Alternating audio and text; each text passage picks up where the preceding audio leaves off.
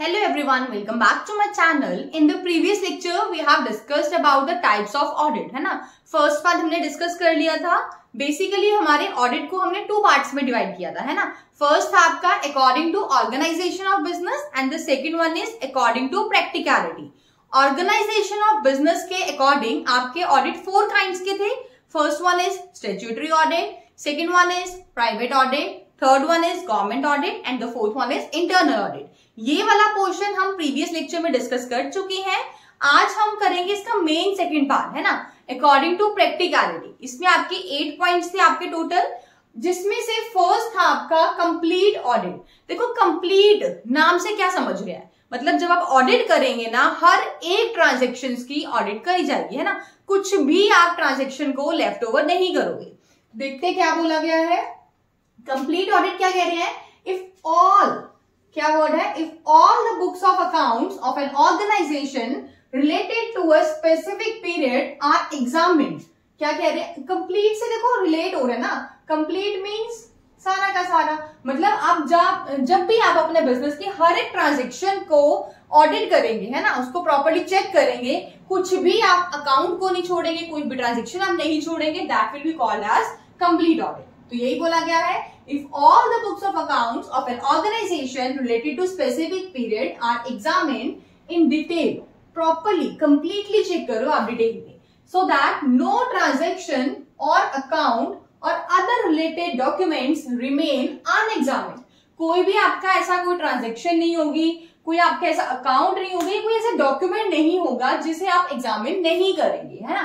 Then such an audit is known as complete audit। Clear. चलो अब complete में तो क्या था, सभी बुक्स ऑफ अकाउंट्स को आप चेक कर रहे हो। बट अगर हम बात करें पार्शियल ऑडिट, पार्शियल का मतलब क्या होगा, आप पार्शियलिटी कर रहे हो, किसी अकाउंट की ऑडिट कर रहे हो, किसी अकाउंट को आप छोड़ रहे हो। ठीक है, तो बहुत सिंपल सा है। When instead of examining all the books of accounts of a particular organisation, only a specific part of the books of accounts or only those books of accounts of a particular period are examined। जब आप सारी की सारी books of accounts को examine नहीं करते, बल्कि आप कुछ स्पेसिफिक पार्ट्स करते हैं। लाइक हम बोले कि आपने क्या किया, परचेज अकाउंट उठाया अपना, सिर्फ परचेज अकाउंट की ऑडिट करवाई है ना, या फिर आपने सिर्फ और सिर्फ सेल्स अकाउंट को ऑडिट करवाई। तो मतलब आप सारे के सारे बिजनेस में होने वाले ट्रांजेक्शन्स की ऑडिट नहीं कर रहे हैं, आप पर्टिकुलर ट्रांजेक्शन्स को उठा रहे हैं, पर्टिकुलर अकाउंट्स को उठा रहे हैं। ठीक है, स्पेसिफिक पार्ट की जब आप ऑडिटिंग करवाते हैं। Clear. Such an audit is known as partial audit.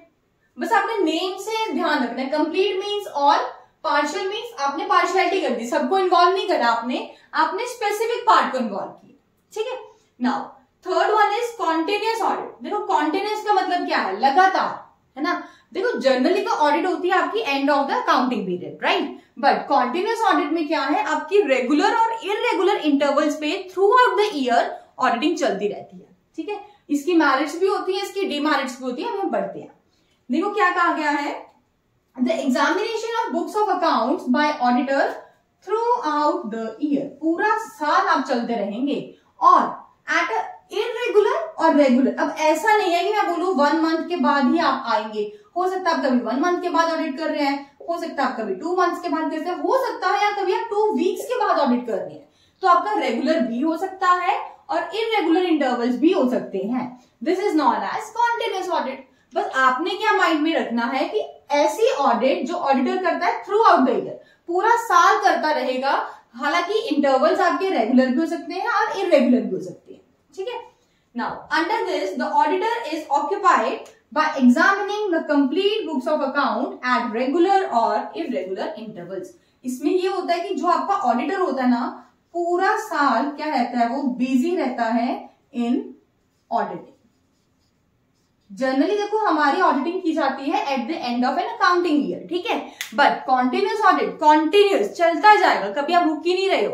तो पूरा साल आप क्या कर रहे हो, थ्रू आउट द ईयर आप ऑडिटिंग करते हो। बट अब आपके जो इंटरवल्स हैं वो रेगुलर भी हो सकते हैं और इरेगुलर भी हो सकते हैं। ठीक है, चलो अब हम इसकी करते हैं सुटेबिलिटी क्या होती है। Suitability of continuous audit. देखो कॉन्टिन्यूअस ऑडिट कहां कहां आपका सुटेबल होता है। फर्स्ट आता है where the size of the business is large, जहां पर आपके बिजनेस का साइज कैसा होगा, लार्ज।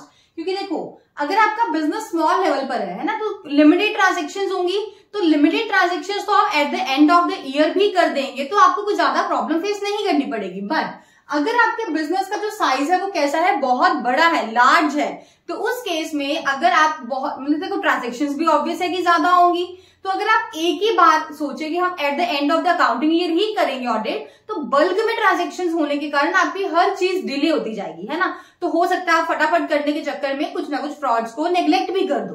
तो यही बोला गया कि कॉन्टिन्यूअस ऑडिट आप देखो रेगुलर बेसिस पे करते जाएंगे, थ्रू आउट द ईयर कर रहे हो, है ना, तो आपका सुटेबल तभी है जब आपका बिजनेस कैसा है, लार्ज लेवल का है। सेकेंड क्या कह रहा है सुटेबिलिटी में, where the final accounts are required early. देखो कुछ ऑर्गेनाइजेशंस ऐसी होती हैं जिनमें final accounts after the closing of the financial year immediate मांगा जाता है, ठीक है। देखो लाइक आपके बैंक्स हो गए, राइट, कोई रेलवे कंपनीज है आपकी, तो इनमें क्या होता है, जैसे ही आपका अकाउंटिंग ईयर एंड होता है ना, 31 मार्च जो भी आपका पर्टिकुलर ईयर चल रहा है, तो उसके इमीडिएट बाद आपसे अकाउंट्स की प्रॉपर्ली वेरिफिकेशन मानी जाती है। तो अगर आप at the end of the accounting year को ऑडिट करेंगे तो आपको बहुत सारा टाइम लगने वाला है, और ट्रांजेक्शन ज्यादा है तो ऑब्वियसली टाइम लगेगा। बट अगर आप कॉन्टिन्यूअसली ऑडिट कर रहे हैं उसको, मतलब मंथली बेसिस पे कर रहे हो या रेगुलर इंटरनल जो भी आप इरेगुलर कर रहे हैं, तो आपके अकाउंट्स इजीली अर्ली लेवल पे प्रेजेंट हो जाते हैं, ठीक है। Third one is where the internal checking system is अनसेटिस्फैक्टरी।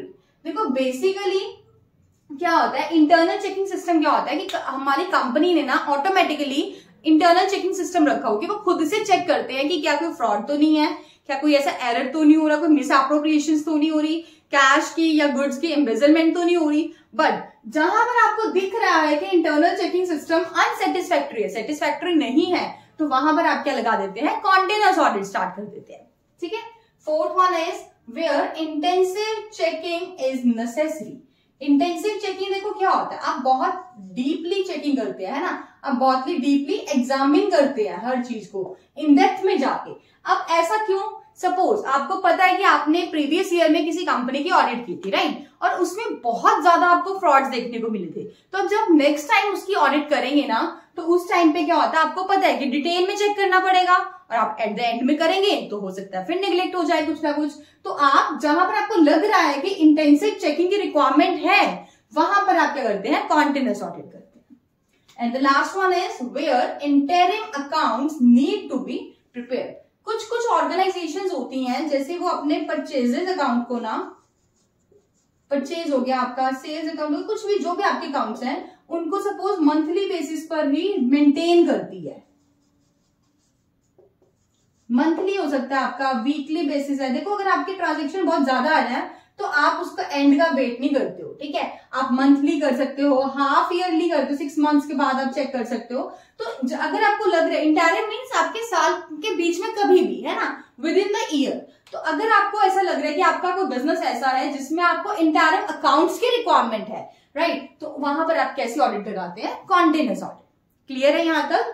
तो 5 पॉइंट्स आपके सुटेबिलिटी में है। नेक्स्ट आता है आपका एडवांटेजेस ऑफ कॉन्टिन्यूअस ऑडिट। देखो अगर आप कॉन्टिन्यूअस ऑडिट करते हैं तो आपको क्या क्या बेनिफिट्स मिल सकते हैं। Number 1, detailed and intensive checking possible. Obviously आप throughout the year checking कर रहे हैं तो आप आराम से करेंगे क्योंकि आपके पास एनफ टाइम होगा, है ना। तो आपके पास जो चेकिंग की जा रही है वो कैसी होती है, डिटेल्ड और इंटेंसिव है। इंटेंसिव मीन्स आप इन डेप्थ में जाके प्रॉपरली चेक कर रहे हैं। Now second one is early detection of errors and frauds. देखो अगर आप at the end of the accounting year audit करते हैं तो आपको तो पूरा साल फ्रॉड चल रहा है, आपको लास्ट में पता चल रहा है ना, तो ज्यादा आप करेक्टिव एक्शंस नहीं ले पाओगे।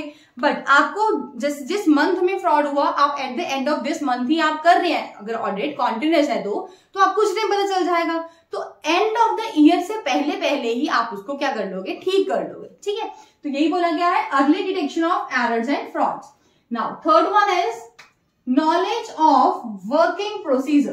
कैसे काम किया जा रहा है, क्या क्या मेरिट्स है, क्या स्ट्रेंथ है आपकी, आपको बहुत इजीली पता चला। क्यों?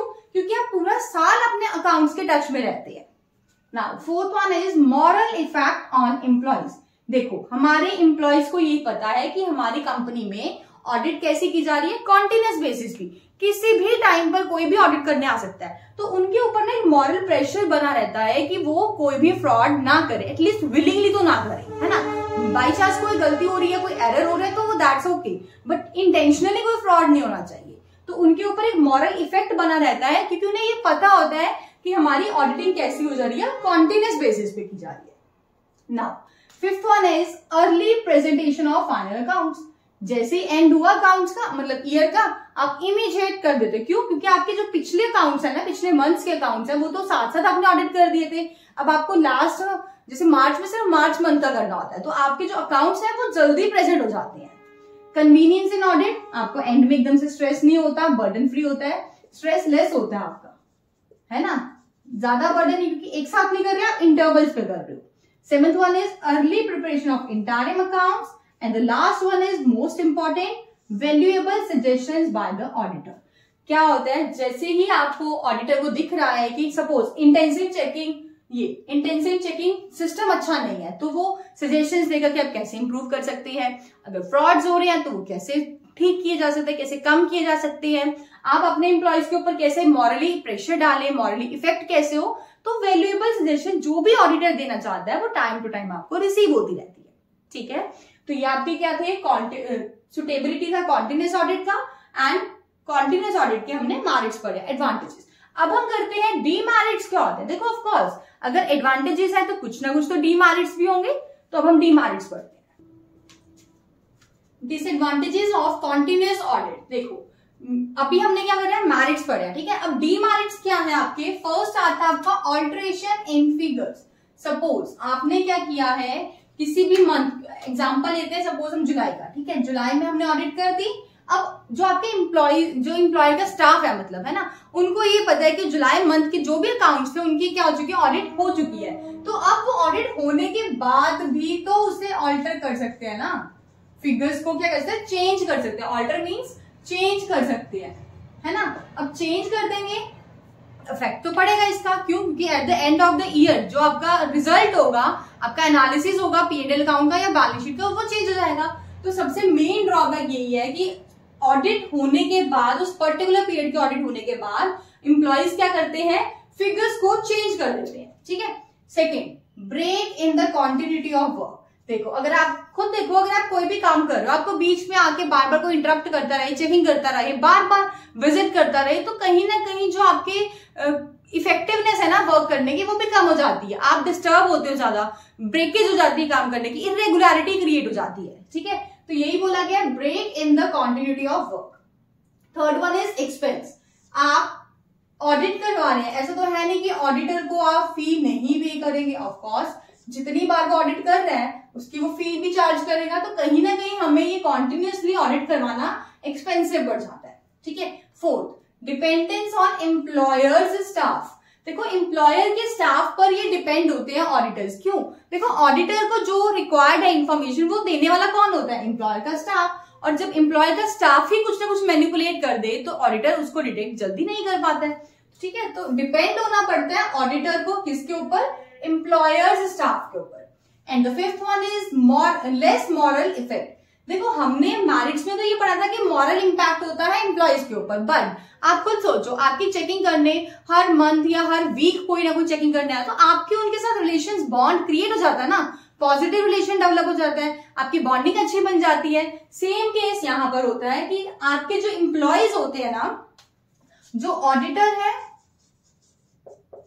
एंड जो आपके एम्प्लॉयज हैं, काम करने वाले जो वर्कर्स हैं, जब ये बार बार इनकी चेकिंग करने आते हैं तो बार बार विजिट करने से क्या होता है, जो इनका रिलेशन है ना वो ज्यादा स्ट्रांग होना स्टार्ट हो जाता है। बॉन्ड जो है इनका वो क्या होता है, स्ट्रांग स्टार्ट हो जाता है। ठीक है, तो कहीं ना कहीं जो इफेक्ट पड़ रहा था उनके ऊपर मॉरली की कॉन्टिन्यूटी में चेकिंग हो रही है, अब उन्हें पता है कि वो फ्रेंड्स बन चुके हैं, है ना, तो कहीं ना कहीं देखा जाए तो इम्पैक्ट भी उनके ऊपर अब कम पड़ रहा है। नाउ ये तो थे आपके कुछ डिसएडवांटेजेस। अब डिसएडवांटेजेस के बाद हमें कुछ प्रिकॉशंस दिए गए हैं कि आपको ये फॉलो करने हैं सो दैट आपके जो भी डीमेरिट्स है वो क्या हो जाए, ठीक हो जाए, मतलब उसमें ज्यादा ड्रॉबैक्स ना देखने को मिले। First one is instructions to employees. देखो बहुत सिंपल है बोलने में, बट हालांकि इम्प्लीमेंट करने में बहुत ही ज्यादा डिफिकल्ट होता है। ये कहते हैं कि आप अपने एम्प्लॉयज को इंस्ट्रक्शंस दें कि जिस पर्टिकुलर पीरियड की ऑडिट हो चुकी है ना, आप उसमें कोई भी ऑल्टरेशंस नहीं करेंगे, कोई भी आप चेंजेस नहीं करेंगे। ठीक है, बोलने में बहुत इजी लग रहा है कि इंस्ट्रक्शंस दे दो, बट अब वो एम्प्लॉयज के ऊपर है वो मानते हैं या नहीं मानते हैं, है ना। Now second one is use of secret tick marks. अब जो ये ऑडिटर होगा ना, इसी को पता होना चाहिए सीक्रेट टिक मार्क। जो अकाउंट्स को उसने ऑडिट कर दिया है उसको सीक्रेटली टिक मार्क करता जाए।